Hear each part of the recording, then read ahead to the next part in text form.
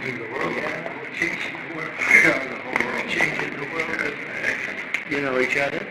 Mr. President, how are you? Good to see you. Welcome, thank you. Nice to see you again. Hi, President Pam Bondi. Nice to see you. Nice to see you. Mr. President, good to see you. Yes. Mrs. Miles, very nice to meet you.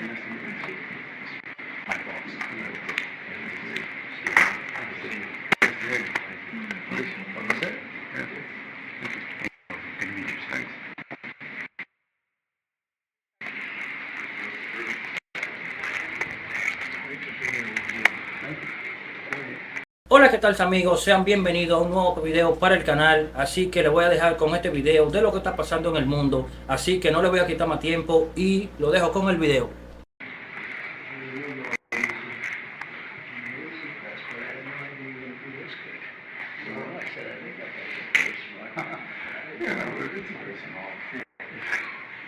It's easier.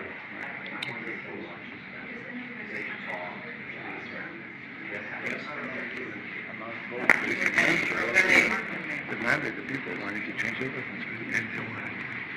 He demanded. They love you. They love what you do. You know, I'm not your supporter. I want them to, put homegrown criminals next. Yeah. I said, homegrowns are next. The homegrown. You got to build about 5 more places. Yeah, that's fair. All right. It's not big enough. No, yeah, come on. So this is a much different office than you remember.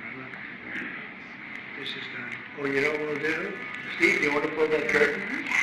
He's appropriate to do it because he's doing such a good job. He's here with television. Yeah, you put up look at that. Yep, that's the original. Wow. There are 3 of them. That's cool. That's because the light. Yeah, so you have to cover it. Yeah, well, the light museum say affects it. I don't know if that's true or not. It's true. It's true. They certainly tell me it is. Yeah. Come on.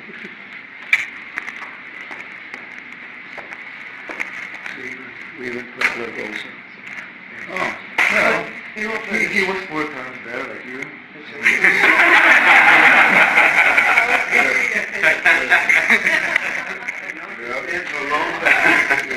He's matured very nicely. Sir, we're going to do a photo of you first, and then we'll have the VP come in just after. 3, 2, 1. Thank you, and now... Do one more. Put the whole thumb up. This is the first. Yeah, good. Get in here. 3, 2, 1.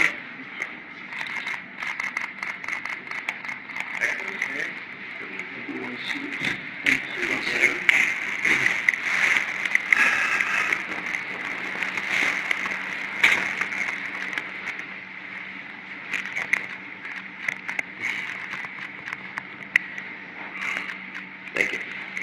Okay, go ahead, take it down. This is your man, right? He's Yeah.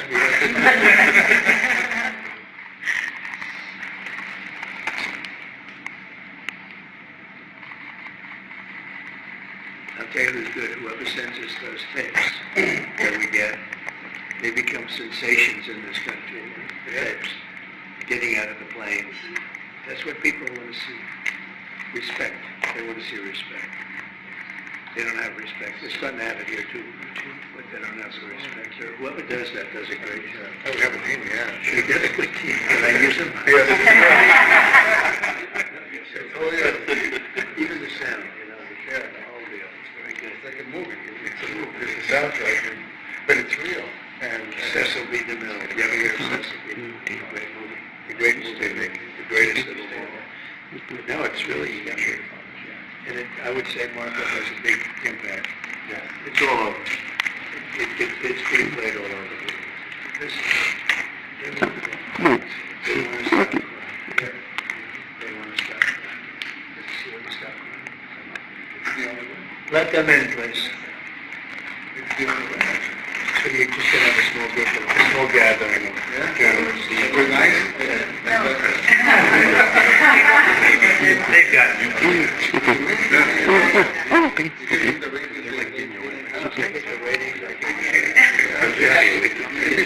They haven't used it.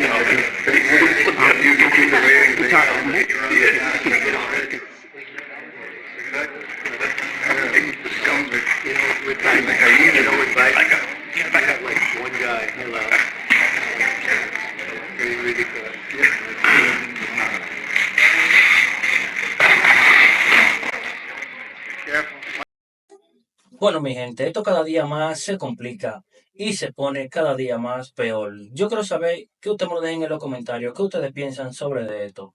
Y espero que activen la campanita y no se puedan perder ni una noticia sobre este canal. Así que gracias por poner atención al video y continuamos. Watch the resolute desk. We don't want it. We just sent it out. No.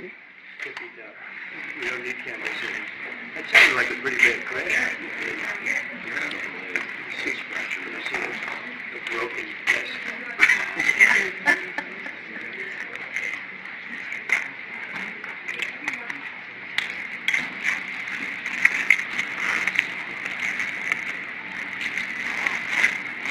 Well, thank you very much. It's an honor to have a friend of mine because we went through this together and got along very well for my entire period of time. So I knew him as a very young man. Now he's just a young man.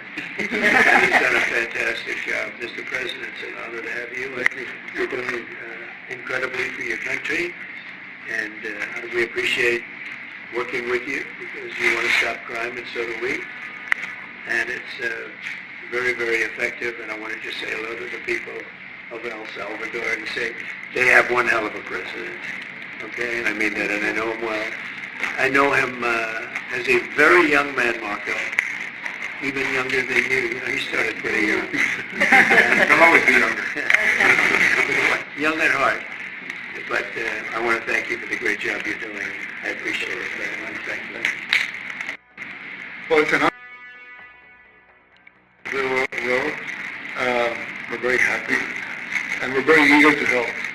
We know that you have a crime problem, a terrorism problem that you need help with. And we're a small country, but if we can help, we will do it. And we actually turned the murder capital of the world, that was the journalist called it, right? Murder capital of the world into the safest country in the Western Hemisphere. And, you know, sometimes they say that we imprison thousands. I like to say that we actually liberated millions. So, you know, it's very good. Who gave him that line? Do you think I can use that? Mr. President, you have 250 million people to liberate. Yeah. But to liberate 350 million people, you have to imprison some. You know, that's the way it works, right? You cannot just, you know, free the criminals and think crime is going to go down magically. You have to imprison them so you can liberate 350 million Americans that are asking for the end of crime and the end of terrorism. And it can be done. I mean, they're doing it already. And I'm sure that people have seen the change in the streets. A long way to go because you're just initiating your second term. But it's clear that, you know, with the numbers at the border, you know, even in Democrat-run cities, they get a help from the work you're doing. So I'm really happy to be here, honored, and eager to help. Well, we had a terrible thing happen. We had an administration that allowed people to come in freely into our country from not only South America, but from all over the world, many from the Congo in Africa, Asia, all over the world, Europe, rough parts of Europe, and they came from prisons, and they came from mental institutions, and they came from gangs, and the gangs of Venezuela and other places, and hundreds of thousands and even millions of them came.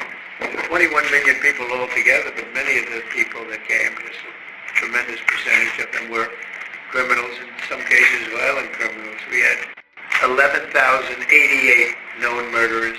Half of them murdered more than one person.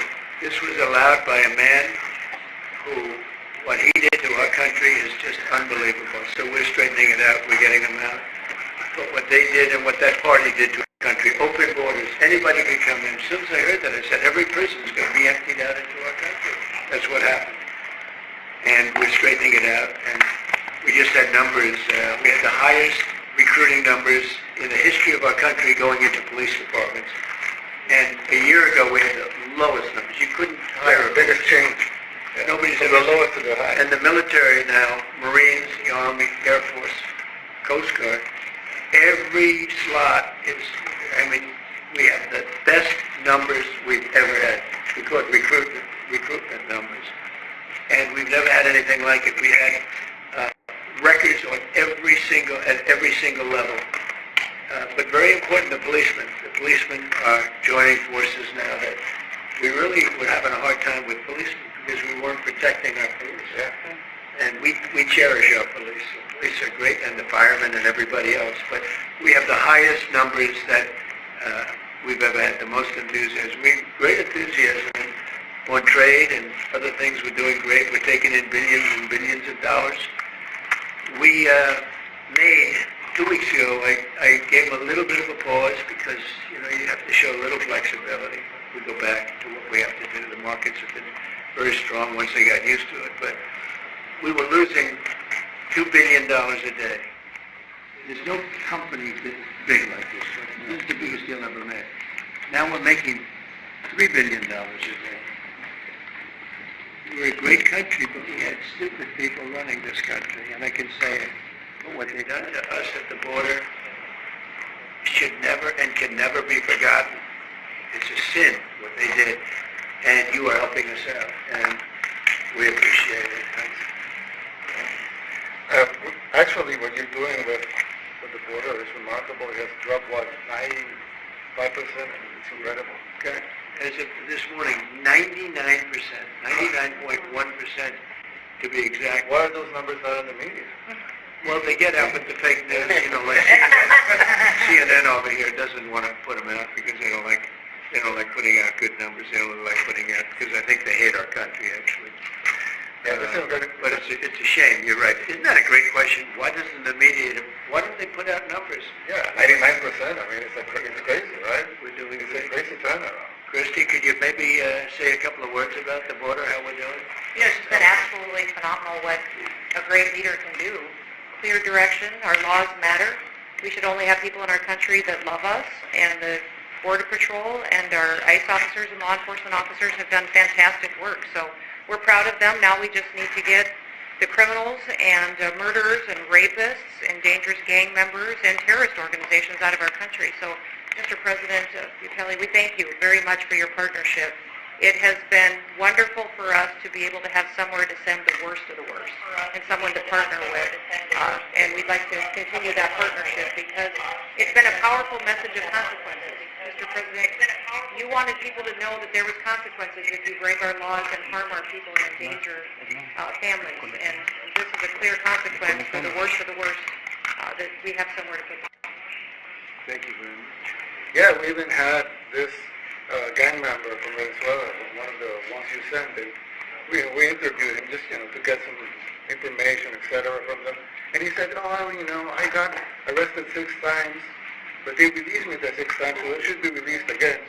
And then he said, well, what's the last thing you do? And he said, well, I shot a cop in the leg, but I didn't kill him. I just shot him in the leg. And we're like, this guy was arrested 6 times here in the United States, 6 times. He was released 6 times, and in the last, he was released 5 times, and the last time he was sent to El Salvador, right? So he's not getting a release. But the last time he shot a cop, actually, and he shot him in the leg.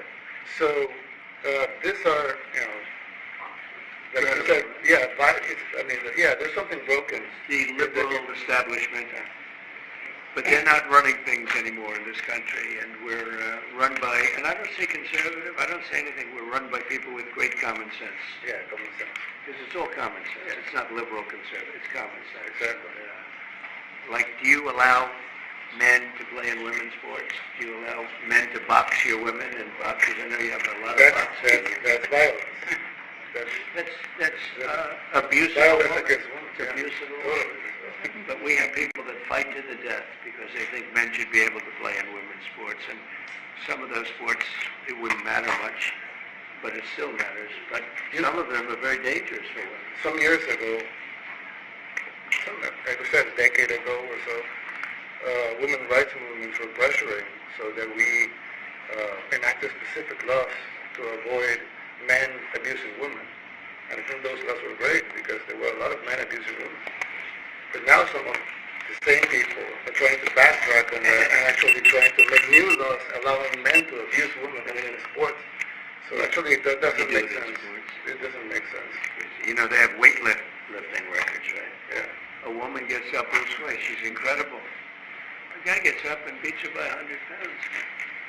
What are you going to do? A record that hadn't been broken in 18 years.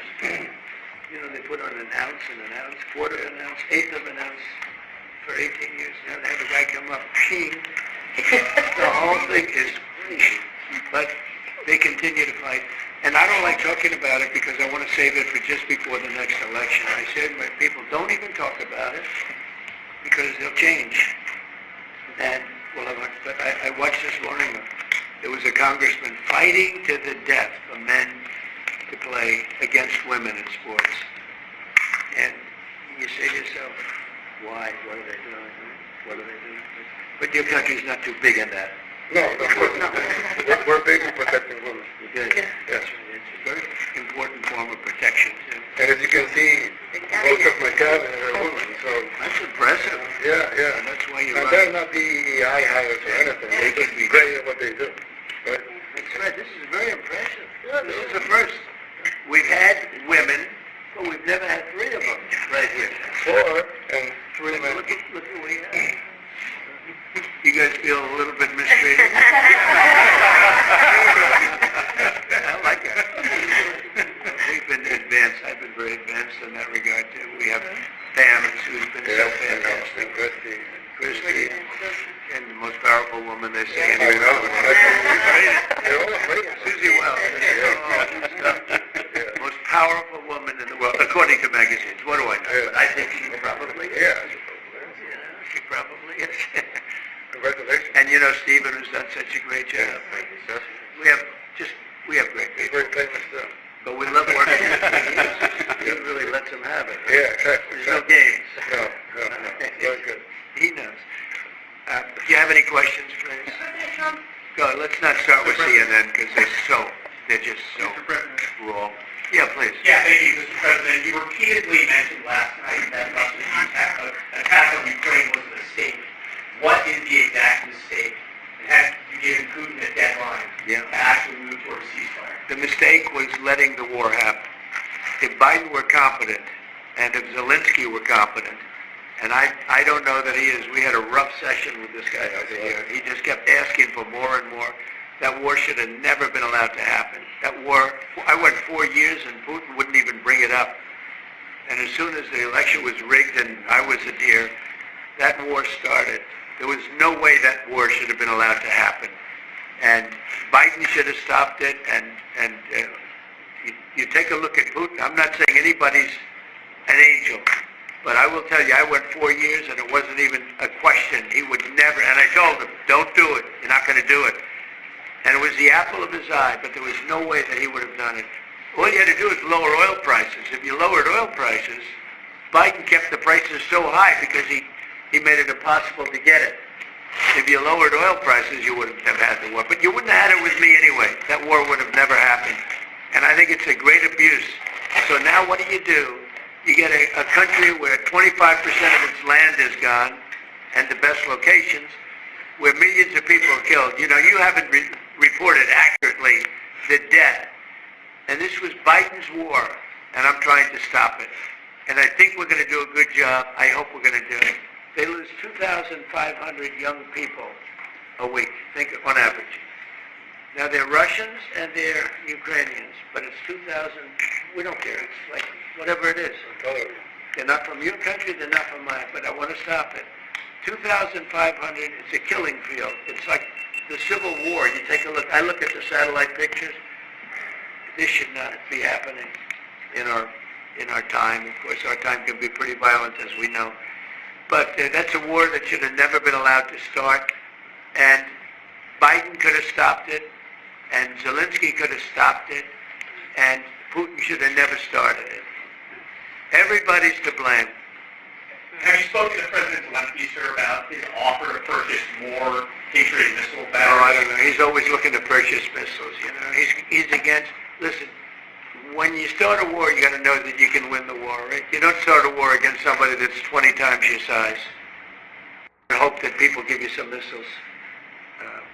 If we didn't give them what we gave, remember, I gave them javelins That's how they won their first big battle with the tanks that got stuck in the mud, and they took them out with javelins. They have an expression that Obama at the time, Obama gave them sheets and Trump gave them javelins. But there's something that should have never happened. It's a really shame. The towns are destroyed. Towns and cities are, largely destroyed. They have the spires, the beautiful spires that go up. They say that we're the most beautiful in the world in Ukraine for whatever reason, but the most beautiful in the world, they're mostly laying on their side, shattered and broken. And most importantly, you have millions of people dead. Millions of people dead because of three people. I would say three people. Let's say Putin, number one, but let's say Biden, who had no idea what the hell he was doing, number two, and Zelensky. And all I can do is try and stop it. That's all I want to do. I want to stop the killing. And I think we're doing well in that regard. I think you'll have some very good proposals very soon. Last question, sir. Have you attributed a motive through the FBI investigation behind the attack on Governor Josh Shapiro over the weekend? No, I haven't, but the attacker was not a fan of Trump, I understand, just from what I read and from what I've been told. The attacker basically wasn't a fan of anybody. It's probably just a whack job. And certainly a thing like that cannot be allowed to happen. President Bukele, the best guarantee that this time you won't terminate the temporary... I have a great relationship with this man. I have the best relationship with him. We've known each other.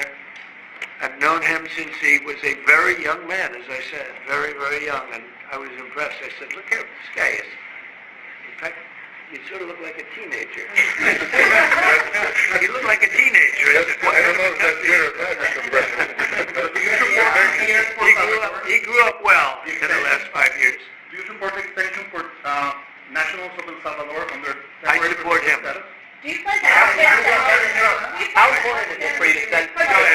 Let's hear the question from this very low-rated anchor at CBS. Thank you, President. Do you plan to ask President Low-rated. Bukele to help return the man who your administration says was mistakenly Which one is it? deported? The man who was mistakenly deported to El Salvador? Well, let me ask Pam, would you answer that question? Sure, President. First and foremost, he was illegally in our country. He had been illegally in our country. And in 2019, two courts, an immigration court and an appellate immigration court, ruled that he was a member of MS-13 and he was illegally in our country. Right now, it was additional paperwork had needed to be done. That's up to El Salvador if they want to return him. That's not up to us. The Supreme Court ruled, President, that if, as El Salvador wants to return him, this is international matters, foreign affairs, if they wanted to return him, we would facilitate it, meaning provide a plane. So will you return him, President Bukele? You are doing a great job. Thank you, Pam. President. Stephen Miller, wait a minute. Could you just also respond to that question? Because, it's asked by CNN, and they always ask it with a slant, because they're totally slanted, because they don't know what's happening. That's why nobody's watching them. But would you answer that question also? Yes, gladly. So, as Pam mentioned, there's an illegal alien from El Salvador. So, with respect to you, he's a citizen of El Salvador. So, it's very arrogant even for American media to suggest that we would even tell El Salvador how to handle their own citizens as a starting point. As two immigration courts found that he was a member of MS-13. When President Trump declared MS-13 to be a foreign terrorist organization, that meant that he was no longer eligible under federal law, which I'm sure you know, you're very familiar with the INA, that he was no longer eligible for any form of immigration relief in the United States. So we had a deportation order that was valid, which meant that under our law, he's not even allowed to be present in the United States and had to be returned because of the foreign terrorist designation.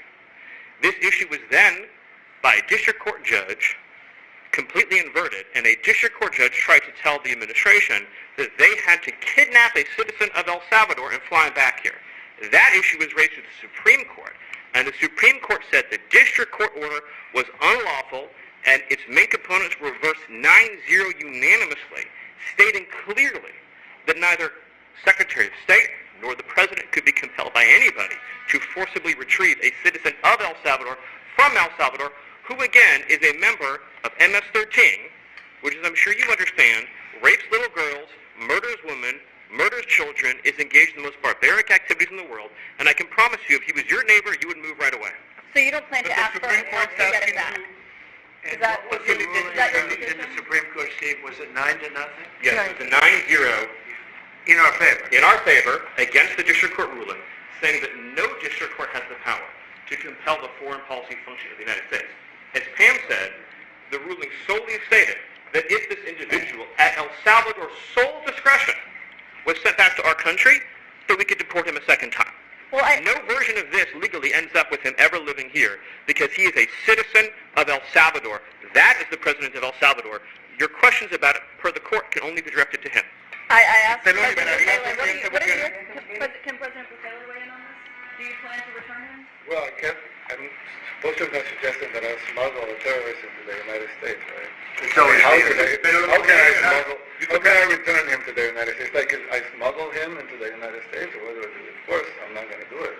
It's like, the question is preposterous. How can I smuggle a terrorist into the United States? I don't have the power to return him to the United States. So you could release him inside El Salvador? Yeah, but I'm not releasing, we're not very fond of releasing terrorists into our country. I mean, we just turned the murder capital of the world to the safest country in the Western Hemisphere, and you want us to go back into the releasing criminals so we can go back to being the murder capital of the world? And that's not going to happen. Well, they'd love to have a criminal, Yeah, there's a fascination. They would love it. Yeah. They're sick. These are sick people. Mark, did you have something to say about that? Yeah, I mean, Stephen outlined it. I don't understand what the confusion is. This individual is a citizen of El Salvador. He was illegally in the United States and was returned to his country. That's where you deport people, back to their country of origin, except for Venezuela that wasn't refusing to take people back, or places like that. I can tell you this, Mr. President. No, the foreign policy of the United States is conducted by the President of the United States, not by a court. And no court in the United States has a right to conduct the foreign policy of the United States. It's that simple. End of story. And that's what the Supreme Court held, by the way, to Marco's point. The Supreme Court said exactly what Marco said, that no court has the authority to compel the foreign policy function of the United States. We won a case 9-0, and people like CNN are portraying it as a loss, as usual, because they want foreign terrorists in the country who kidnap women and children. But President Trump, his policy is foreign terrorists that are here illegally get expelled from the country, which, by the way, is a 90-10 issue. Well, Mr. President, you said that if the Supreme Court said someone needed to be returned, that you would abide by that. You said that on Air Force One just a few days ago. How long do we have to answer this question from you? Why don't you just say, isn't it wonderful that we're keeping criminals out of our country? Why can't you just say that? Look at legal Why do you cases go that over and over, and that's why nobody watches you anymore? You have no credibility. Please go ahead. President Trump, thank you so much. How many illegal criminals are you planning on exporting to El Salvador? And President Bukele, how many are you willing to take from the U.S.? As many as possible. And I just asked the president, it's this massive complex that he built, jail complex. I said, can you build some more of them, please? As many as we can get out of our country that were allowed in here by incompetent Joe Biden through open borders. Open borders. You probably hear open borders and you can't even understand it because nobody can understand it. Nobody smart or with common sense can understand it. So we have millions of people that should not be in this country that are dangerous. Not just people, because we have people, but we have millions of people that are murderers, drug dealers. They've been allowed to come into our country by other countries that were very smart. When they heard this very low IQ president, and by the way, I took my cognitive exam as part of my physical exam, and I got the highest mark, and one of the doctors said, "Sir, I've never seen anybody get that kind of, that was the highest mark." I hope you're happy with that. Although they haven't been bugging me too much to take a cognitive, but I did do my physical and it was released. I hope you're all happy with it. I notice there's no question, so probably you are. But the cognitive, they said to me, "Sir, would you like to take a cognitive test?" I said, "Did Biden take one?" "No." "Did anybody take one?" "No, not too many people took them." I said, what about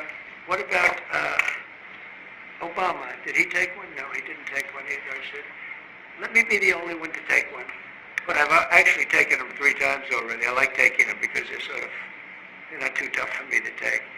But we had a great physical exam, so I know you're going to ask that. And the doctors who are total professionals. Soldier that was badly wounded, incredible soldier, lost his leg, and we spent a lot of time with him. I great with his mother, and it was really a very great thing. They do a phenomenal job. I just want to say, Walter Reed, I was there for 5 or 6 hours. You were there with me. But I took a full physical, and it came out perfecto, so that's good. She got me for a little longer. Would the U.S. be willing to pay for those facilities to be open if new ones would be built? I'd do something. We'd help them out. Yeah, we help them. They're great facilities, very strong facilities, and they don't play games. I'd like to go a step further. I mean, I said it to Pam. I don't know what the laws are. We always have to obey the laws, but we also have homegrown criminals that push people into subways, that hit elderly ladies on the back of the head with a baseball bat when they're not looking, that are absolute monsters. I'd like to include them in the group of people to get them out of the country, but you'll have to be looking at the laws on that, Steve, okay? How essential is it for you guys to be locking up these prisoners? And do you think more presidents should follow suit like you guys as far as taking a hard stance on trying to unionize? Well, I do. I think everybody has to. The president said it better than anybody. He said, you know, you have liberty and you have liberty, but to have liberty, not everybody is going to be good. And, you know, some are bad because they're sick. They're mentally deranged. They're bad. Then you have to take them, if you're going to have a country, you're going to have to take those people out. And we've been doing that. But this was like an unforced error, they would call it, where we had people that may hate our country, or maybe they're just stupid people. I think they're probably stupid people more so. A lot of people said they did it for the vote. But I did better with Hispanic people than they did, because they always use Hispanic. I did better. You people love me. I saw my poll numbers in your country up through the roof, right? 91%. Some people think they do it for the vote. But they don't have to do it for the vote. They cheat, you know. They're professional cheaters. That's about the only thing they do well. So we just have had a great relationship, and it's become bigger because of a strange thing that happened. You know, I came back. We had no war in Ukraine. We had no October 7th Middle East problem. We had nothing. We had no inflation. We didn't have the Afghanistan most embarrassing moment in the history of our country. The Afghanistan, not withdrawing, because I would have been, I had it all set to bring people out with dignity and pride. That was the worst, most embarrassing moment in the history of our country, Afghanistan. We didn't have any of that. You wouldn't have had the war with Russia and Ukraine. You wouldn't have had the Middle East problem because Iran was broke. They had no money because we had secondary sanctions on and lots of other sanctions. And now every single thing, a problem with Iran, but I'll solve that problem. That's almost an easy one. We got to solve a war that should have never started, Ukraine and Russia, and we'll get that solved. And we have to solve problems, and we already solved inflation. You know, if you look at the numbers are incredible, actually. Stock market's up, and we're not letting other countries take advantage of this country like they have for the last 40 years. So thank you very much. You have a question, please? Right. Thank you so much. You scored another major investment win this morning in NVIDIA, pledged to build AI supercomputer, the first time ever, right here in the United States. Thank you. Now that's a question I like. That's true. What is your reaction to this announcement, sir, and how will this positively benefit Americans across the country? Well, it's one of the biggest announcements you'll ever hear, because NVIDIA, as you know, controls that almost the entire sector, which is one of the most important sectors in the world, between chips and semiconductors and everything else. And they're the biggest. And the other biggest we already have coming in and spending $300 billion, as you know. They announced 2 weeks ago. But NVIDIA is so highly respected. And this was an announcement that a lot of people, I knew it was going to happen, but not to the extent that it happened. And the reason they did it is because of the election on November 5th and because of a thing called tariffs, as I say, the most beautiful word in the dictionary. After love, God, relationship. The press actually hit me. I said, tariff is the most beautiful word in the dictionary. What about family, love, God? I got hit even on that. You understand? I said, okay. So now I say it's my fifth most favorite word, because they get you on anything. But no, that NVIDIA, it's one of the great companies of the world, modern, super modern companies, controls segments that nobody, sort of controls the world in a sense, and they're coming in here in the biggest way with hundreds of billions of dollars. Not like millions of dollars, hundreds of billions of dollars, and I'm honored by it. And I want to thank Jensen and all of the people that we deal with. They're great people, they're brilliant people. And without tariffs, they wouldn't be doing it. Thank you very much. Additional sanctions against Russia after their latest attack, and give an update on the rate and when you might announce them. Well, I already have sanctions on Russia. I put them there. If you remember, Nord Stream 2, that's the big pipeline that goes through Europe. I stopped it. That's Russia's pipeline, the largest pipeline, I think, in the world. Goes to Germany. And I stopped it. And when Biden came in, he approved it. And then they say, oh, I'm friendly with Russia. No. Putin said, if you're my friend, I'd hate to see you when you're my enemy. I stopped the biggest economic job they ever had. I stopped it cold, right? It was dead. You know that, right? And Biden came in and he immediately approved it. What was that all about? And it's a pipeline that takes care of a lot of the needs. Now, it was a very controversial thing, but I stopped it, and Biden approved it. Question? On tariffs? No, not you. Not you.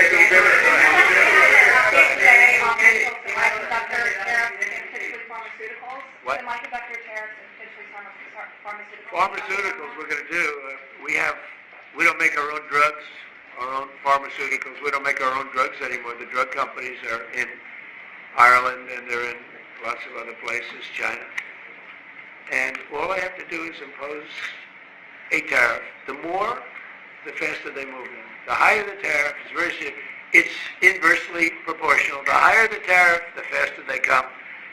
And we're going to be doing that. That's going to be like we have on cars. We have, as you know, a 25% tariff on cars. We have a 25% tariff on steel and aluminum. And that's what that category fits right now. Do you have a percentage in mind and a timeline? I have a timeline, not too distant future. We're doing it because we want to make our own drugs. We're doing it because we want to make our own steel and aluminum, lumber, other things. And they're all coming in. We have record numbers, $7 trillion. Since I announced, like a month and a half ago, since I came in, we have over $7 trillion being invested in the country. We didn't have $1 trillion. We didn't have $500 billion with some of these guys. I didn't know what the hell they were doing. So we have the largest investment that we've ever heard of, and we're only 2 months in. And that'll continue at levels that you've never seen before. It's going to happen. And even the stock market's up today. We also had, a lot of people didn't say it the way it was. We had the largest gain in the stock market in history on every single category last week. That was a nice game because we're getting little. Because people didn't understand the power of our country economically if you use it right. Do you have something to say on that, J.D.? Yes, sir. I mean, look, for 40 years we have lost manufacturing capacity. Workers have seen their wages stagnate. And some of the most critical things that we need, from the pharmaceuticals, the drugs that we give to our children, the antibiotics that we give to our kids, to the weapons that we actually need to fight a war, if God forbid we had to fight a war, we don't make enough of that stuff. And so President Trump ran explicitly on changing that. Yes, as the President mentioned, it caused a little bit of disruption in the market, but I think over the long term, workers are going to benefit, stocks are going to go up, American businesses are going to benefit as we reinvest and reindustrialize our country. And the auto workers and the Teamsters and all of the unions, not traditionally Republican, but I'm winning those unions by, 40, 50 points on the Democrats. They're losing everything. They're losing everything because they just have policies that are not believable. They fight for policies that are 5% popular. and nobody knows who the 5% are. I mean, nobody can find the 5%. But if you go back to Ohio, and by the way, we have the great championship team from Ohio coming in today, right? Very big day. And that's going to be a little bit later. And that'll be, if you want to stick around, I'll let you you'll see some very large people, right? You'll see some people that even you have not seen people like this. These are big, these are 6'7", 380 pounds with no fat. Okay, that's pretty good.